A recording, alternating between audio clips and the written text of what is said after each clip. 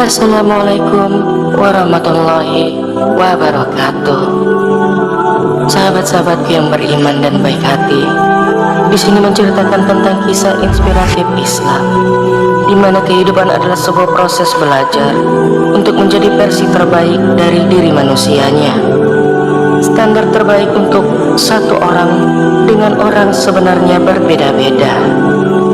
Bahkan untuk menjadi terbaik versi dari diri sendiri juga membutuhkan waktu yang berbeda. Artinya, semua butuh proses.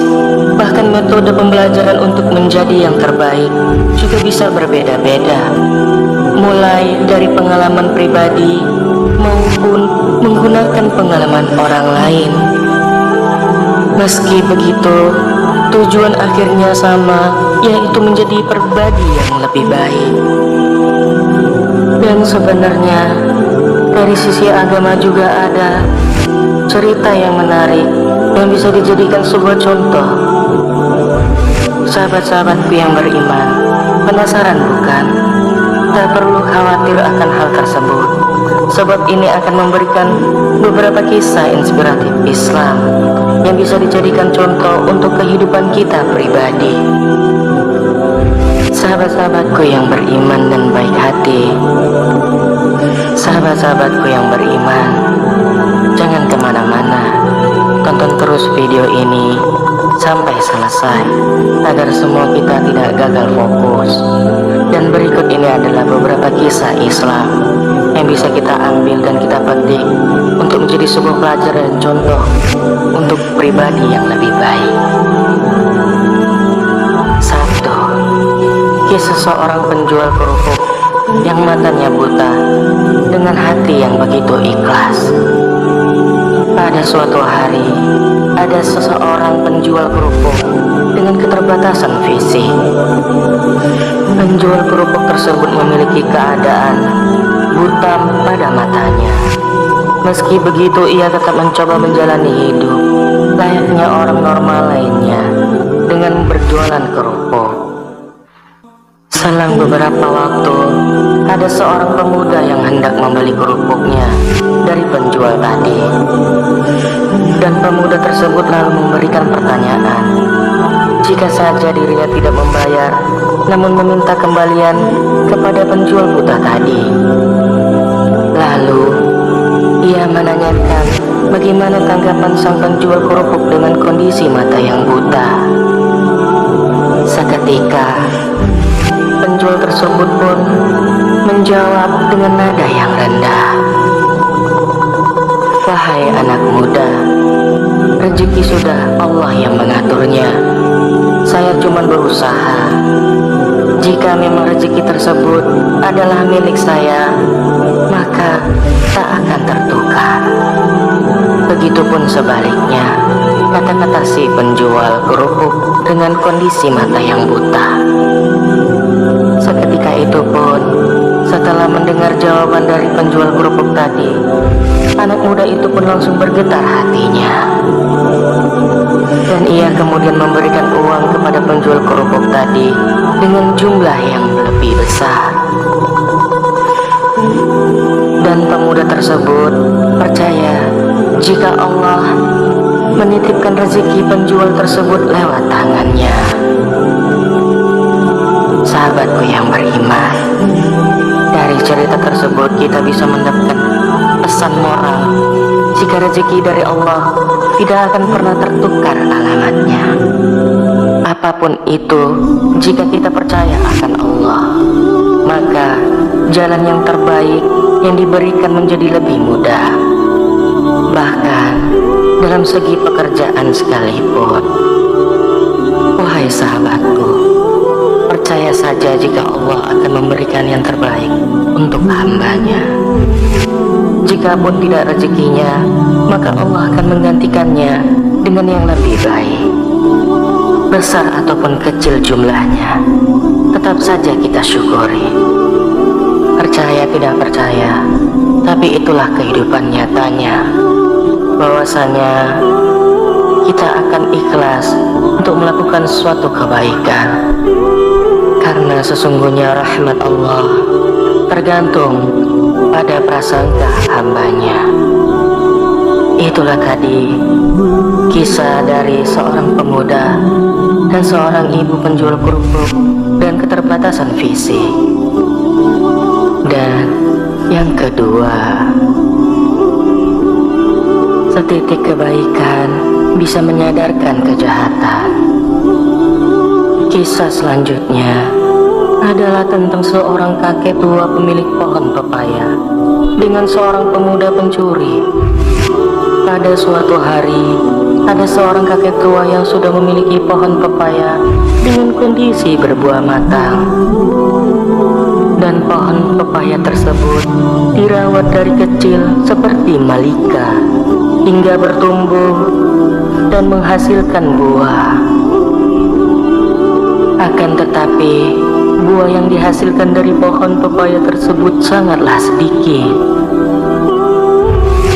Dan posisi pohon tersebut pun di dekat pagar yang bersebelahan dengan jalan raya.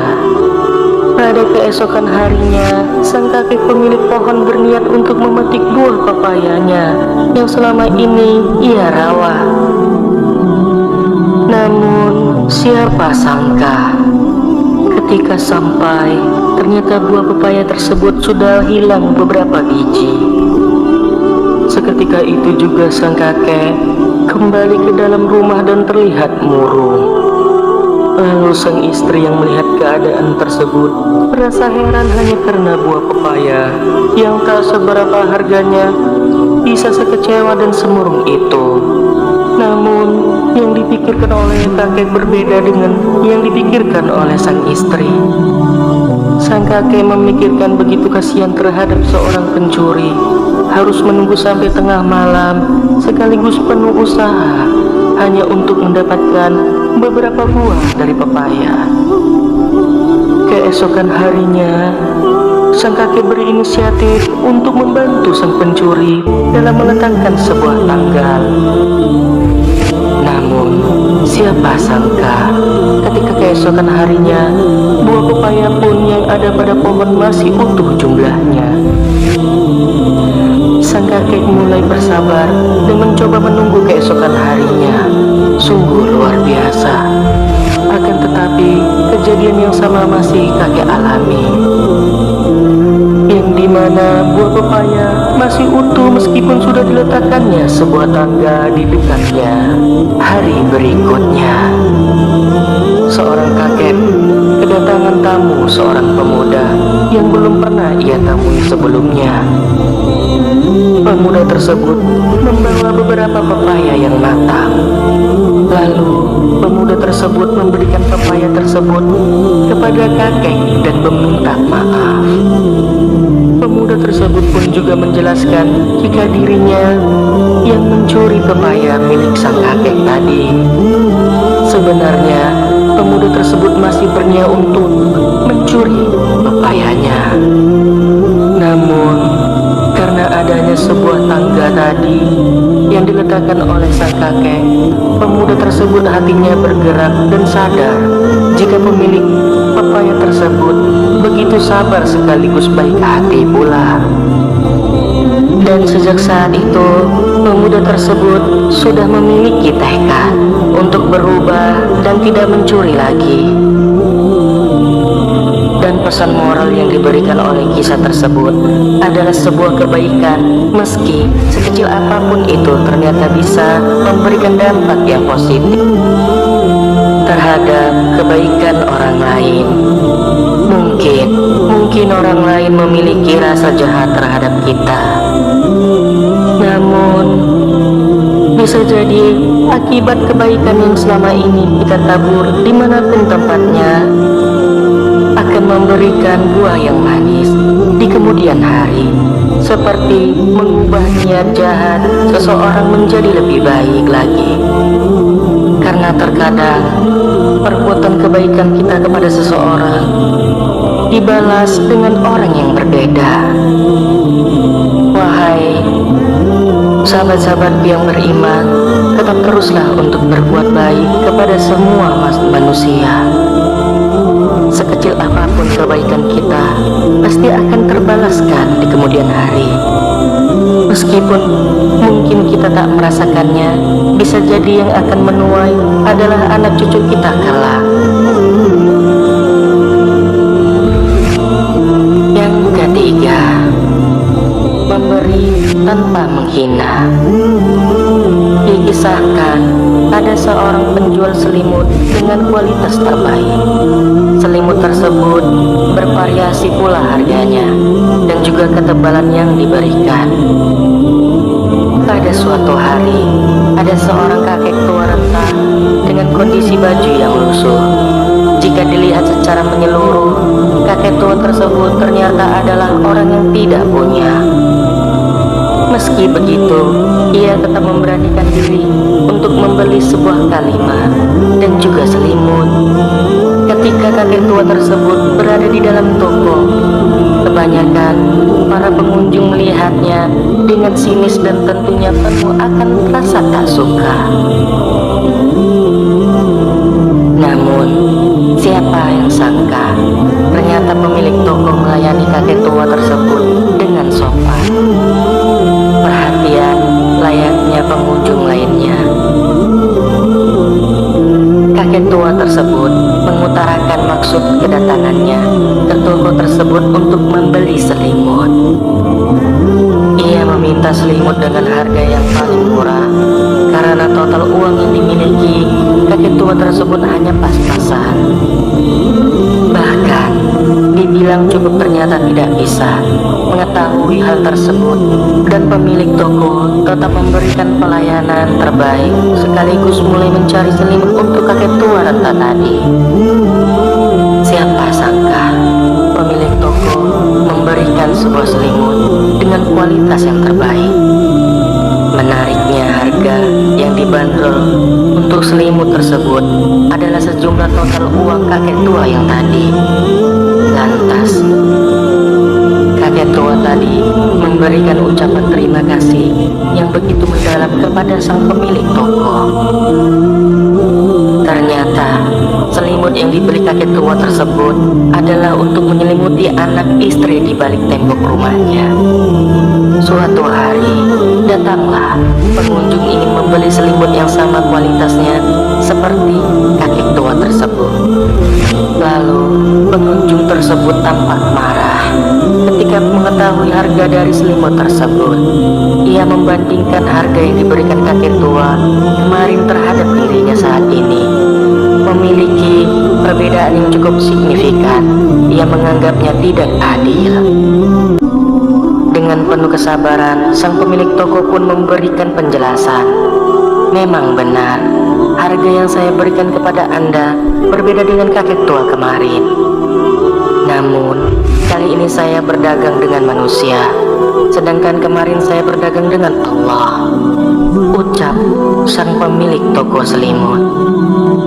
Namun, seketika pemuda tadi terengun dan membayar sesuai harga yang dibayarkannya, sambil berdoa, "Ya Allah, agar kakek tua tersebut terhindar dari rasa dingin beserta keluarganya." Lalu ia juga berucap dan memohon kepada Allah agar keluarganya dijauhkan dari siksaan api neraka. Wahai sahabat-sahabatku yang beriman, itulah tadi sepenggal pesan moral yang diberikan dari kisah tersebut. Adalah seberapa tinggi jabatanmu, tetaplah berbagi kepada sesamamu. Begitu banyak yang membutuhkan bantuan dengan rasa ikhlas. Tak peduli sebesar apapun itu bantuanmu.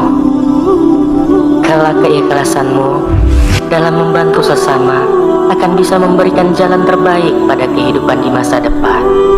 Dan selalu ingat, jika berbagi kepada sesama tidak akan membuat kita menjadi miskin. Jadi, jangan pernah ragu untuk berbagi penuh rasa ikhlas dengan sesama. Karena mungkin rezeki beliau dititipkan Allah kepada kita. Tidak ada ruginya, wahai sahabat yang beriman, kita sebagai manusia untuk saling membantu. Karena bisa jadi kebaikan yang kita tanam selama ini, kita bisa menuainya kelak. Entah itu pun nantinya akan dirasakan oleh anak dan cucu kita nanti. tidak semua kebaikan dibalas dengan orang yang sama. Buat sahabat-sahabatku yang beriman, terima kasih sudah menemaniku sampai sejauh ini, dan menjadikan sebuah tontonan ini menjadi pelajaran untuk kita ke depannya, dan jadikan contoh sebuah kisah ini untuk ke diri kita pribadi. Insya Allah tidak ada yang sia-sia. Buat sahabat-sahabatku yang beriman, mungkin sampai sini saja sebuah kisah-kisah tentang Islam. Assalamualaikum warahmatullahi wabarakatuh.